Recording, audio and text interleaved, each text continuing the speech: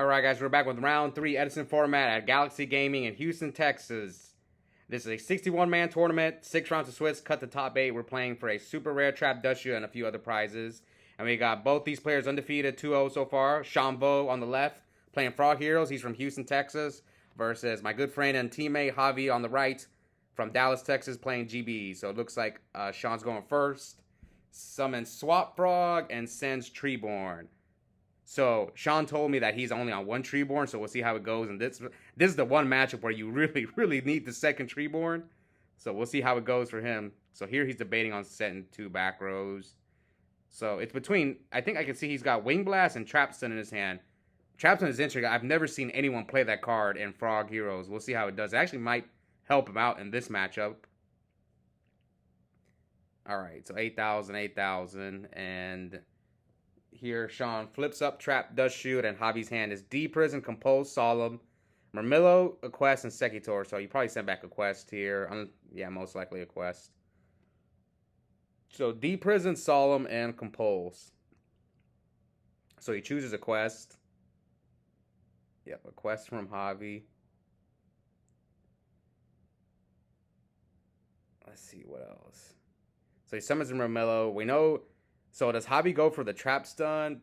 Javi's probably reading that he set a. He's probably reading that he set a discard trap, either Wing Blast or Regeki Break. Probably doesn't think it's Torrential or Mirror Force since he let the attack go through. So Javi's probably gonna go for the Ready Ari. Yep. So already. So Javi doesn't know he's on one Treeborn, and Sean probably didn't know Javi was on GBs either. This isn't locals. I mean, 60 people compared to the 20 people that he sees every week is a totally different story. So he probably didn't know Javi was on GBs. I would have done the same thing. I'm going first. I'm going to dump Treeborn with Swap Frog. This is the one scenario where you get punished for playing one Treeborn. All right. So now will Sean play the Trap Stun? But I do love one Treeborn, man. But obviously game 2 and 3 is going to bring it in. It's in the side deck. But when I play one Treeborn, I don't draw it as often, which is pretty good. Because I feel like one of the weaknesses with frogs is drawing too many frogs. Those are the games I lose the most, is whenever I open like dupe. Like just too many frogs. So here he trap stuns. Let's see, does Javi Solemn it or does he chain Compulse? Let's see which one he decides to go for. Depends on what you're afraid of. What do you think frogs can do against you? With nothing in the grave. That's probably what Javi's thinking about. It's like, what can you do to punish me? He needs the Ready Ari in his hand, though. Because all he has is Secutor. And I think, yeah, this is why he compulses here. Because he doesn't have anything else. Except that D Prison and the Solemn. So Sean's got Uni, Swap, Sub, Caius, Wing Blast. So if you're Sean, what do? I think he has 2 choices. Either A, go for the Caius and try to snipe the D Prison. Or B, go for the dupe block, depending on if he plays 1 or 2 dupes. Which, that I'm not sure. I don't know his deck list. He might be on 1 dupe, because I messed around and did 1 dupe. I know I'm not the only one. There's some people online who have experimented with 1 dupe, but it's not as common. Everyone's usually on double dupe. But I don't know about Sean. So Sean Caiuses and snipes a D Prison. Okay, so he's in a good spot here.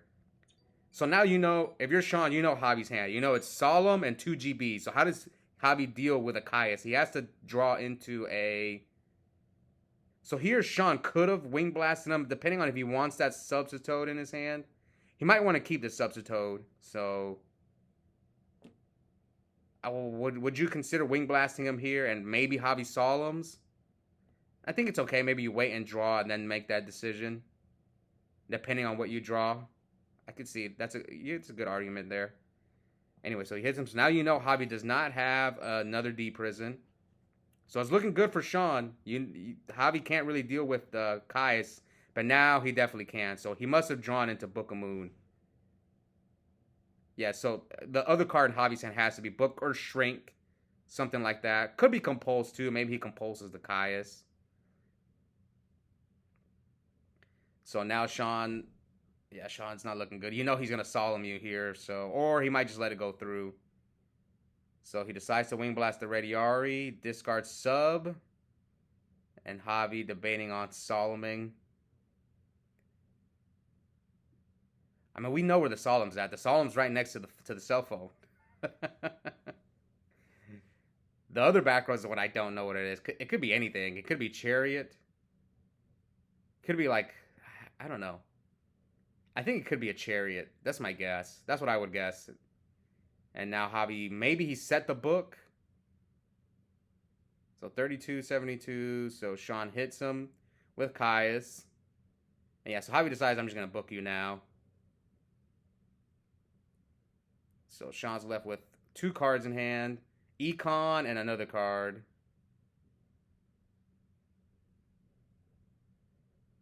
So yeah, does he set the Econ or? But you know he's got Solemn. Man, it's not looking. Yeah, it's not. This game's not looking good for Sean. Like no, I couldn't see what the other card in his hand was, but now Javi might Solemn the Econ here. Let's see if he decides to. 32-72 depends on if he can stop the Caius. Because he could just Solemn the Caius when he flip summons it.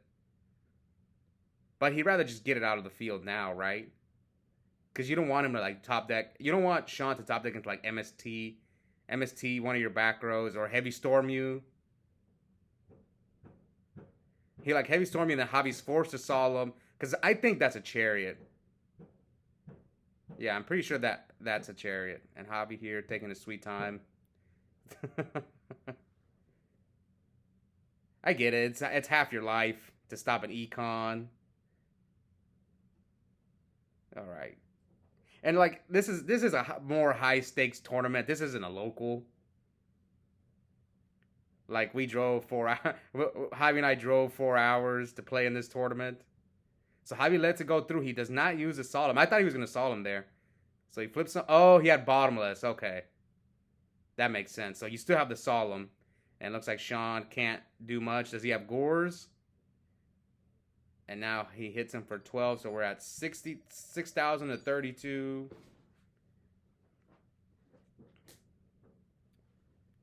And tags out Ready Ari. So if you're a Javi, what do you get now? Does he have anything in the grave to grab back? No. So he chooses just to get a 2100 Laquari. So we know his other card in hand is Sekitor. So Sekitor, Solemn, and a mystery card. Looks like another back row. So will you set anything with your Solemn, or you're just going to leave the Solemn? Okay. I think Sean's got another discard trap. I wonder how many he is on.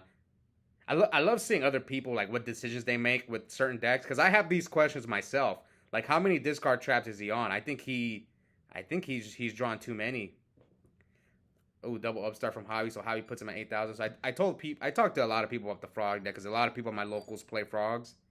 And for the discard traps, I like 4. When I play 5, they get so cloggy. I don't like playing more than 4. But I felt like whenever people were on Mally, you kind of had to play 5. So that's why I kind of cut Mally out of the deck. And I was like, I'm just going to play 4. But you can get away with 3. I think 3 or 4, even 2 is fine. If you're not on like Mally or Dandy or anything like that. Anyway, so Javi tags out. He hit him for... Hold on, okay. I think he hit him for 21. And 18. So yeah, 41, 32. And Sean, he really needed that. What, are you going to Solemn the Rhoda? Oh, I think he is going to Solemn the Rhoda, so he doesn't want him to have a hero for Miracle. He might Solemn this. I don't think I've ever in my life seen someone Solemn a Rhoda, but it might just happen. Yeah, I don't think I've ever seen it. This might be a first time. Because how he's probably assuming, yep, oh my God, I've never seen this. This is first time for everything. But it makes sense. It makes sense why he did it. It's like you might have some dead miracles in your hand, so Javi MSTs and Sean chains Wing Blast, discards the other Wing Blast, put the Laquari on top, and Sean's left with 1 card in his hand. So does Javi get, because if he tags out, he's not going to draw that Laquari. So he'll probably just bring it out. Yeah, he'll probably just bring out the Laquari. So it's like he still gets his draw phase. So he tags out Hoplamus. Gets Laquari. Leaves Sean with 1 card in hand. Or drawing into 2. And then here comes another upstart. Javi drew all three upstarts this game. So 44 to 16, and Javi's still stuck with that Sekitor.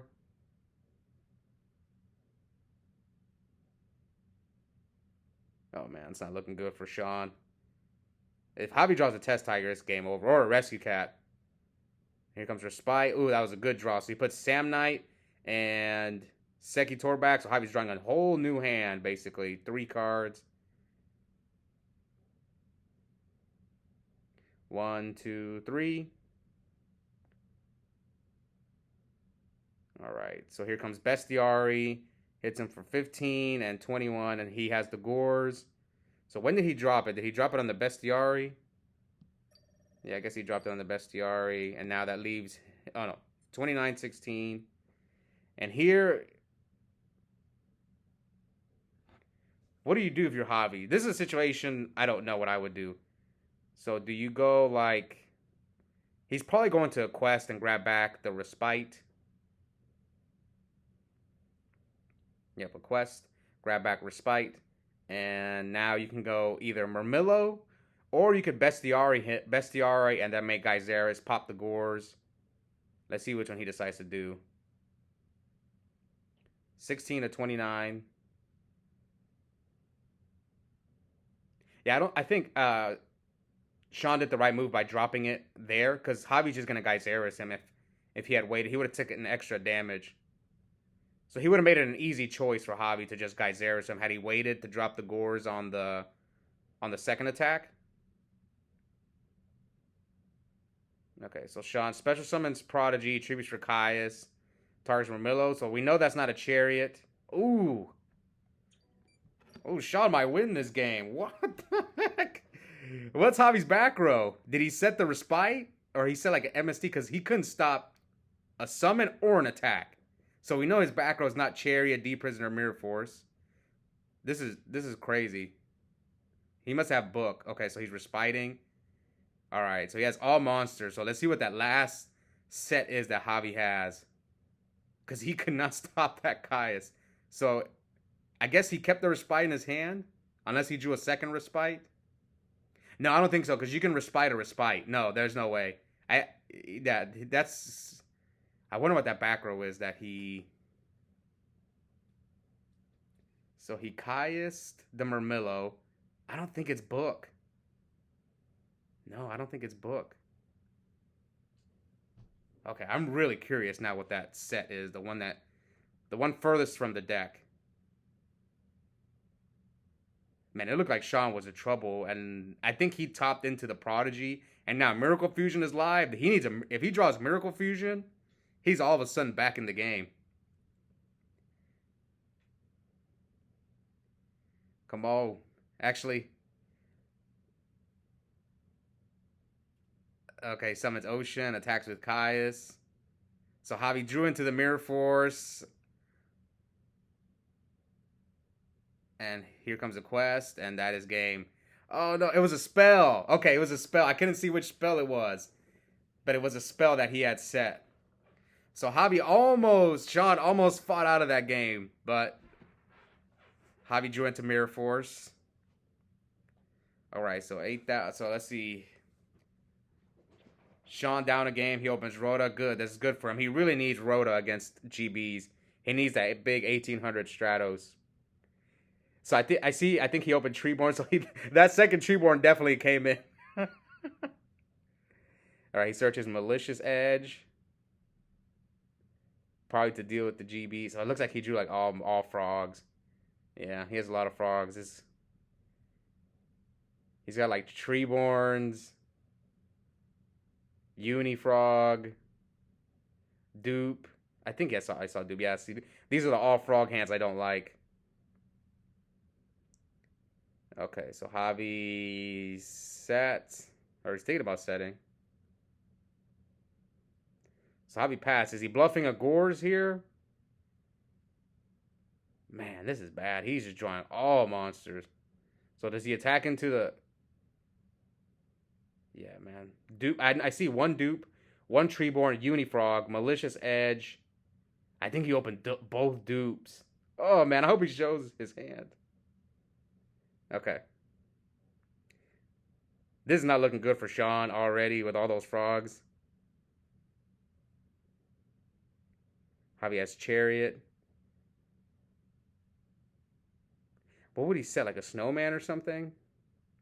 He must have just set one of the dupes. Probably didn't want to discard it.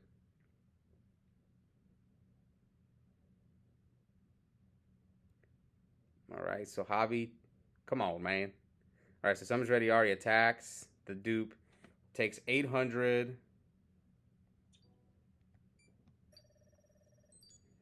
Yep, 8,072. I'm trying to see his hand. Oh, yeah, he did open double dupe. So he was on 2 dupes. Or at least he game 2 and 3 he was on 2 dupes. You never know. He might side in the second dupe.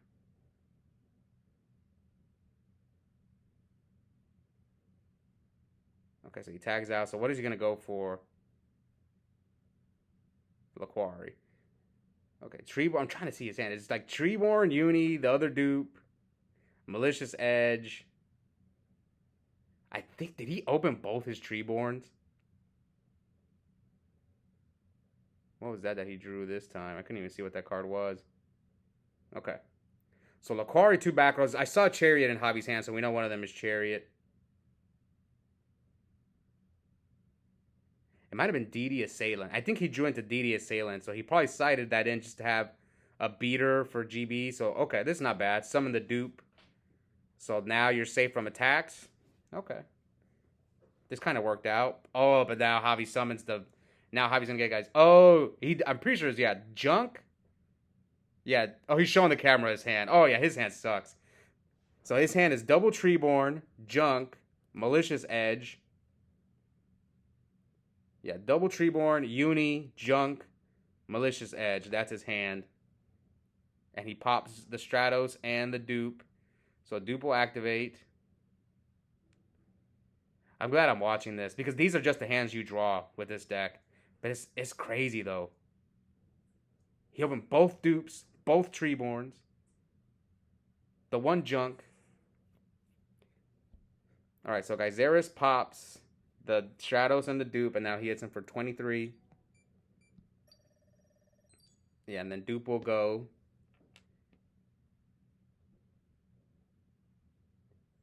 And now Javi could have charioted him if he wanted to, just for, like, you know, just to get it back if he really wanted, but probably not worth it. Maybe you don't want him to think you have the chariot. So here now, what are Javi's choices? I think one of them is he's going to definitely get ready Ari. Yes, he's definitely going to get ready Ari. Or he could just Kalinos. He could go Darius, Laquari, and into Herc. So we'll see what choice Javi makes. You can either A, like go ready Ari, a quest. Ready Ari, Darius. Yeah, he showed up. Oh, we see your hand. Your hand's really bad. Oh, man. You need Moray of Greed. That's what you need to draw if it's in your deck. Activate Moray, put all those frogs back in your deck, and draw 3. I've been thinking about testing Moray of Greed in frogs. Oh, man. His hand is awful. So here, he ready Ari's a Stratos, the quest back to Bestiari, so he has a Gyzerus play for next turn. He has Chariot, so he can stop a Monarch play. So whatever play Sean makes, and he just drew Breaker, another normal summon.